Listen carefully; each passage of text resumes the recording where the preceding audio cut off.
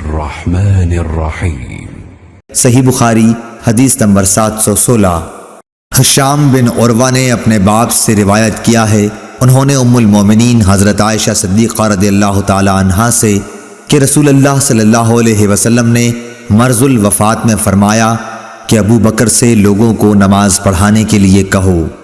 حضرت عائشہ رضی اللہ تعالی عنہا کہتی ہیں کہ میں نے عرض کی کہ ابو بکر آپ کی جگہ کھڑے ہوئے تو رونے کی وجہ سے لوگوں کو اپنی آواز نہ سنا سکیں گے، اس لیے آپ عمر رضی اللہ تعالی عنہ سے فرمائیے کہ وہ نماز پڑھائیں۔ آپ نے پھر فرمایا کہ نہیں، ابو بکر ہی سے نماز پڑھانے کے لیے کہو۔ حضرت عائشہ رضی اللہ تعالی عنہا بیان کرتی ہیں کہ میں نے حفصہ رضی اللہ تعالی عنہا سے کہا کہ تم بھی تو حضرت صلی اللہ علیہ وسلم سے عرض کرو کہ اگر ابو بکر آپ کی جگہ کھڑے ہوئے تو آپ کو یاد کر کے گریہ وزاری کی وجہ سے لوگوں کو قرآن نہ سنا سکیں گے، اس لیے عمر سے کہیے کہ وہ نماز پڑھائیں۔ حضرت حفصہ رضی اللہ تعالی عنہا نے بھی کہہ دیا۔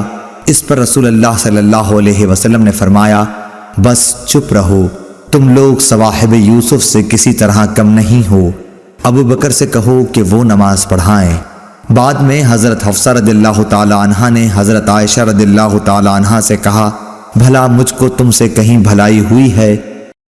اللهم صل على محمد وعلى آل محمد كما صليت على إبراهيم وعلى آل إبراهيم إنك حميد مجيد اللهم بارك على محمد وعلى آل محمد كما باركت على إبراهيم وعلى آل إبراهيم إنك حميد مجيد